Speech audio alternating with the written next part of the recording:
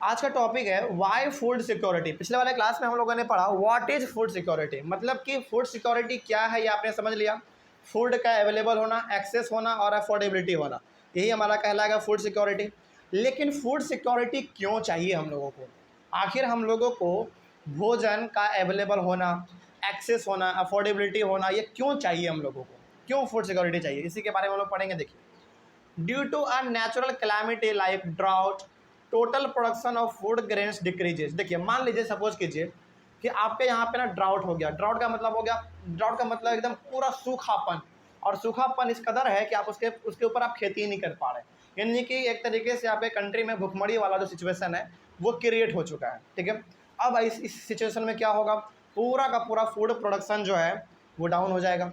Food वहाँ पे हमारा उपज ही नहीं पाएगा, पहला बात। आगे, it creates a shortage of food in the affected area. और जहाँ पे सुखाड़ी आया है, जहाँ पे पूरी तरीके से सूखापन आया है, वहाँ पे तो फूड का पूरा बैलेंस ही बिगड़ जाएगा, यानी कि वहाँ पे फूड का शॉर्टेज हो जाएगा। आगे, due to shortage of food the prices go up. अब देखिए, अब मान लीजिए कि कोई ऐसा एरिया है जहाँ पे कि ना बरसात हो ही नहीं रहा है, और बगल में नदी नाला भी कुछ नहीं है, तालाब वलाब कुछ भी नहीं है, तो क्या वहाँ पे खेती कभी हो पाएगा? कभी खेती नहीं हो सकता वहाँ पे। और जब वहाँ पे खेती नहीं हो पाएगा तो ऑब्वियस ही बात है, वहाँ के मार्केट में जो भी अनाज बचे हुए रहेंगे उसका प्राइस ऑटोमेटिकली बढ़ जाएगा। क्यों बढ़ जाएगा? क्योंकि हमने आपको एक बार बताया था, जब मार्केट में अनाज बहुत कम हो और डिमांड बहुत ज़्यादा हो, खरीदना है भाई, हमको खरीदना है, इस तरीके से। जैसे मान लीजिए, सपोज कीजिए कि हमारे पटना में ना पूरे पटना मार्केट से चावल ही ख़त्म हो जाए, और दो चार दुकान ही ऐसा है जिसमें कि केवल चावल बच रहा है, तो ऑब्वियस ये बात है, वो दुकानदारी का ना मनमानी चालू हो जाएगा। वो कहेगा ना, देखो मेरे पास इतना ही चावल है और हम 1 केजी 300 रुपये में देंगे, लेना है तो लो, नहीं तो फिर साइड हटो।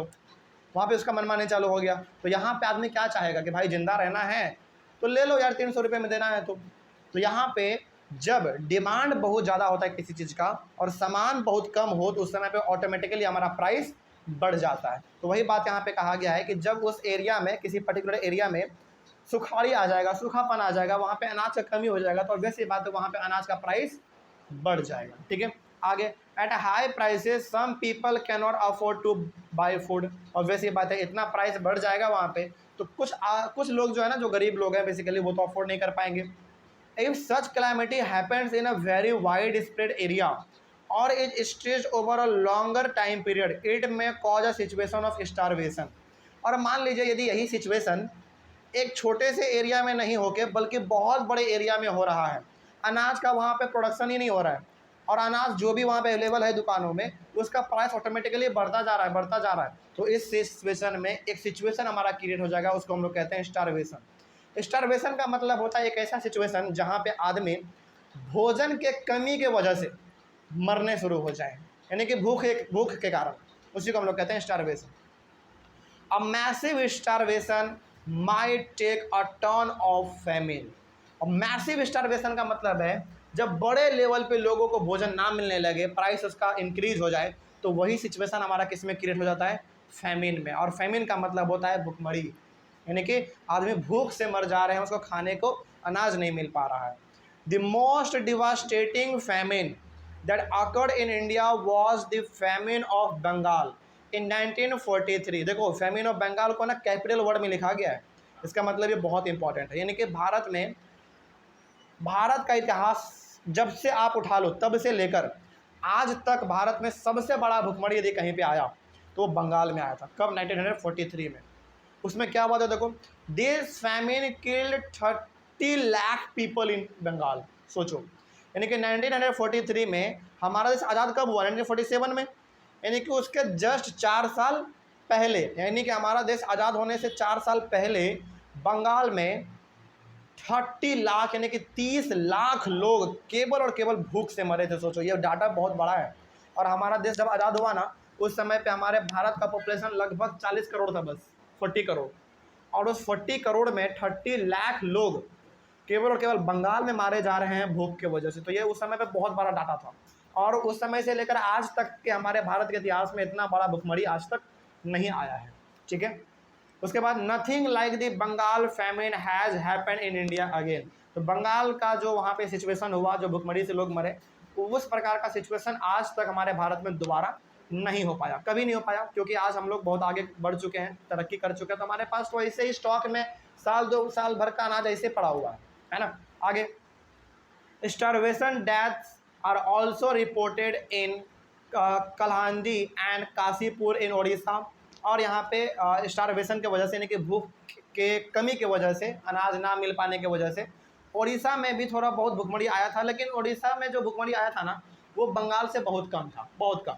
ओडिशा में 2 जगह का यहाँ पे बात कहा गया है, कलहांडी और काशीपुर, ये ओडिशा में पड़ता है। उसी प्रकार से बैरन डिस्ट्रिक्ट ऑफ राजस्थान, राजस्थान में एक जिला पड़ता है, उसका नाम है बैरन, वहाँ पे भी हुआ था। और पलामू डिस्ट्रिक्ट ऑफ झारखंड, झारखंड में भी एक हमारा जिला पड़ता है, डिस्ट्रिक्ट है, उसका नाम है Palamu. And many other remote areas during the recent years, यानी कि हमारे भारत में कुछ ही सालों के अंदर इन सारे जगहों में भी भुखमरी देखने को मिला है। भुखमरी देखने को मिला है, इसका मतलब यहाँ पे ये हो गया कि यहाँ पे उतने बड़े लेवल पे लोग मारे नहीं गए होंगे जिस प्रकार से बंगाल में मारे गए थे, ठीक है, यहाँ पे भी आया है लेकिन उतना भयंकर नहीं। Therefore, food security is needed to ensure food at all time। अच्छा, याद कीजिए हमारा टॉपिक क्या था, वाई फूड सिक्योरिटी, यानी कि फूड सिक्योरिटी जरूरी क्यों है। जरूरी इसलिए है ताकि स्टारवेशन जैसा सिचुएशन क्रिएट ना हो जाए, यानी कि लोग भूख के वजह से ना मरने लगे, इसके लिए फूड सिक्योरिटी होना जरूरी है। तो किसी भी कंट्री में फूड का अवेलेबल होना हर जगह पर और हर आदमी के लिए और हर समय अवेलेबल होना, आदमी उसको एक्सेस कर पा रहा है, उसको अफोर्ड कर पा रहा है, तभी जाकर हम कह सकते हैं कि फूड सिक्योरिटी हमारे लिए ज़रूरी है। तो अब यदि कोई पूछ दे कि बताओ भारत जैसे देश में खास करके फूड सिक्योरिटी क्यों ज़रूरी है, इसलिए ज़रूरी है क्योंकि स्टारवेशन जैसे सिचुएशन को रोका जा सके, फैमिन जैसे सिचुएशन को रोका जा सके, लोग लाखों लाखों की संख्या में ना मारे जाएं भूख की वजह से, इसलिए फूड सिक्योरिटी ज़रूरी है। यानी कि गवर्नमेंट के पास इतना अनाज हमेशा होना चाहिए कि यदि कहीं पे भुखमरी आया है, कहीं पे लोगों को अनाज नहीं मिल पा रहा, तो वहाँ पे अनाज पहुँचाया जा सके। इसीलिए भारत जैसे देशों में फूड सिक्योरिटी होना बहुत ही ज़रूरी है, कोई दिक्कत नहीं इसमें। और यदि थोड़ा सा इसको और सुंदर तरीके से आप लिखना चाहेंगे एग्जाम में, तो फिर आप बंगाल का एग्जाम्पल दे दीजिएगा, है ना। चलिए अब आगे बढ़ते हैं। फिर ये भी टॉपिक हमारा कंप्लीट हो गया। अगले वाले क्लास में हम लोग कवर करेंगे हु आर फूड इनसिक्योर। चलिए मिलते हैं अगले वाले क्लास में। Thank you very much.